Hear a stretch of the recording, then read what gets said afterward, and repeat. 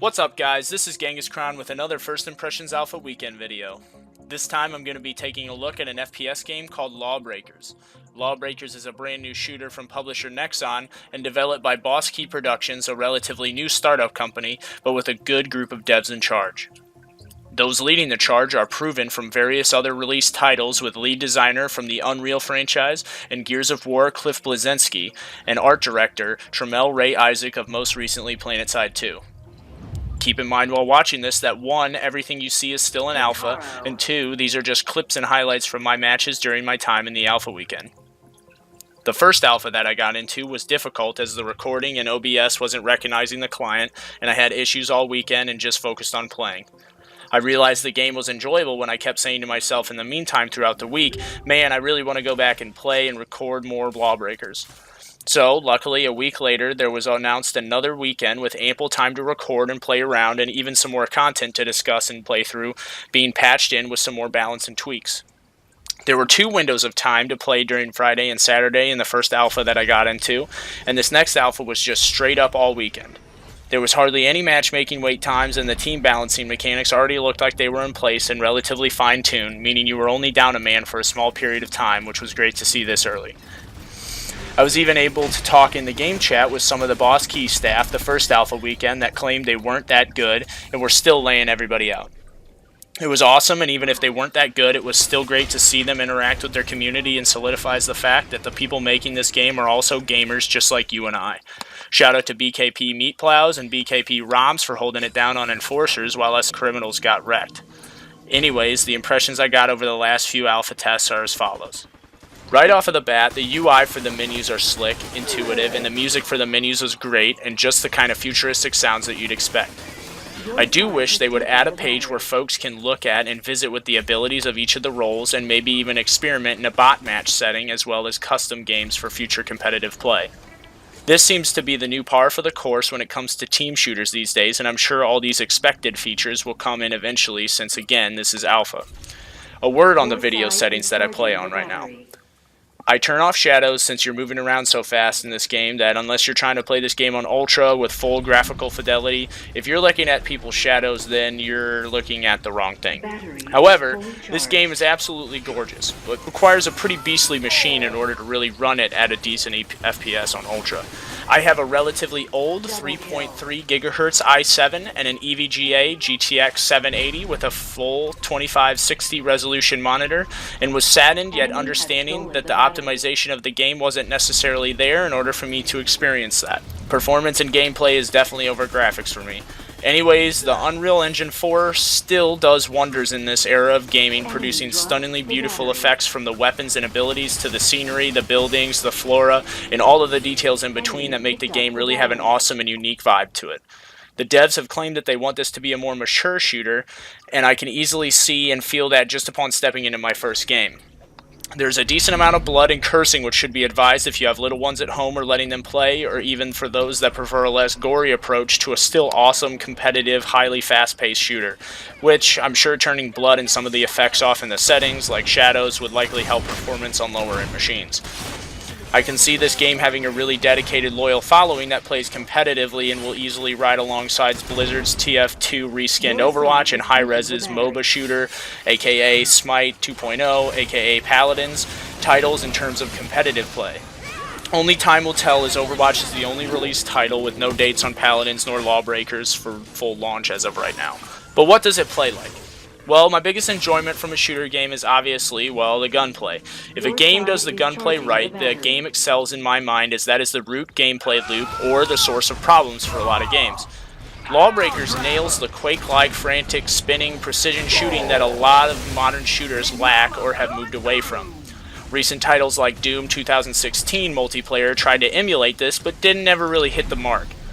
The mobility just wasn't there, besides a small double jump and the ledge grab, and that was it. That was lackluster. They tried a jack-of-all-trades approach, and many reviews can attest that it fell flat. The gunplay in Lawbreakers, however, felt tight, precision, and timing-based, and with the mobility aspects, definitely a solid challenge and rewarding when you pull off cool stunts and trick shots off against your opponents and walk away to tell the tale. So the gunplay was good, but what about their classes or what they call roles?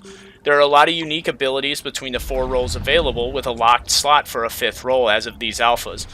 Right now there's a rocket launcher bruiser type role, a dual katana whip grappling hook type role, an assault rifle standard sprint grenade type role, and a forward jetpacking chain gun type role.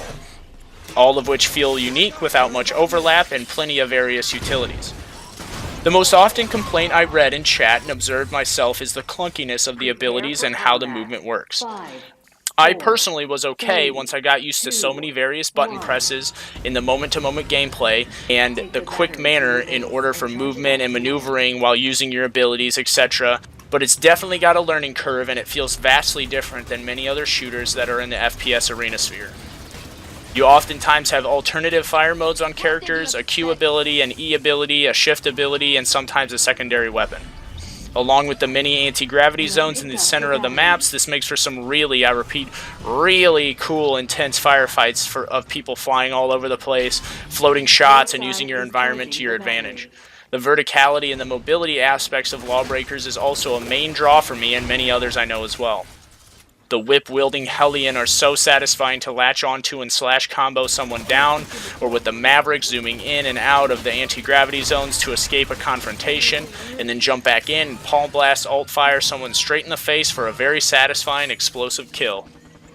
Whatever role you're playing, there is a learning curve just like mobility with each role, and some are clearly harder than others in this game. The moment-to-moment gameplay is very different than really any other shooter out. The abilities work off of cooldown timers similar to Overwatch and Paladins, and some of these abilities have charges like Axel's Bloodhound missiles which lock on and curve around walls once locked and can hold up to 4 charges. But in general, each role plays very differently, both with mobility and gunplay wise, and I was very pleased to see that this was the case and there wasn't so much of an itemization, deck, or progression system within each match that then reset. It did feel like it was solely based on cooldowns and your ability to manage them and use them accordingly based on the situation and still shoot and fight your targets actively. True skill was indeed involved, and getting those kill streaks were very rewarding. I assume Boss Key will be adding more game modes and maps over time, as with these alpha weekends there was only 2 maps available and 2 game modes, Turf Wars and Overcharge.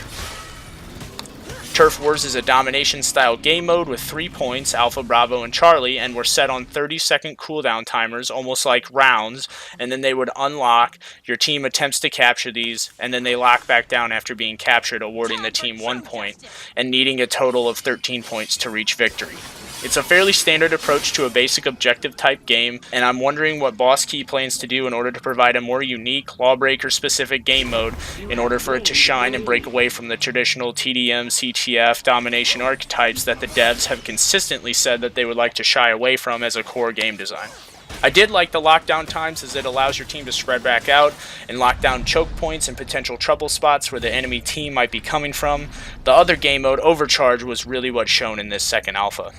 It was quite fun and a change of pace from these standard shooter game modes. Basically, the game starts and then both teams fight over a neutral battery CTF capture where you have to be within a certain radius and stay inside until the battery shield goes down, and then you can carry it back to your home charger and it will charge the battery. The battery then charges to 100% and the enemy team has an overtime of 20 seconds before the full capture once the battery is fully charged. A team needs 2 captures in order to claim victory, and then the match ends. A really cool aspect is that when a battery is dropped by a carrier at 100%, there's an anti-gravity bubble that spawns around the battery and changes the mechanics in the map flow. Both are cool game modes, very different, and have the maps playing in different styles, so that's a nice addition for this alpha weekend.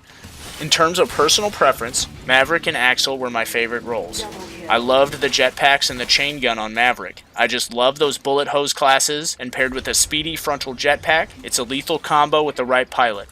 As for Axel, the assault rifle pistol combo paired with the ability EMP grenade and the sprint mechanics, which in the anti-gravity zones almost acted like a jetpack in a 360 fashion, was very satisfying and almost like a support class if you used your abilities at the right times. Only time will really tell with Lawbreakers as to how successful it will be, but in general the game had a nice level of polish regarding that baseline of which I look for in an early access or alpha preview, and when I'm pleasantly surprised, the game then remains on my watch list for release and subsequent subsequent updates and other alpha tests. Lawbreakers is definitely trying something new and certainly unique in a very oversaturated, increasingly bland landscape of FPS arena shooters. I'm looking forward to being able to play in more tests with more game modes and potentially more roles. I will definitely be watching the development of this carefully going forward. If you enjoyed the content of this first impressions video, please hit the like, hit the sub, check out some of my other content, and remember to share with your friends in the Lawbreakers community. Until next time, see you around.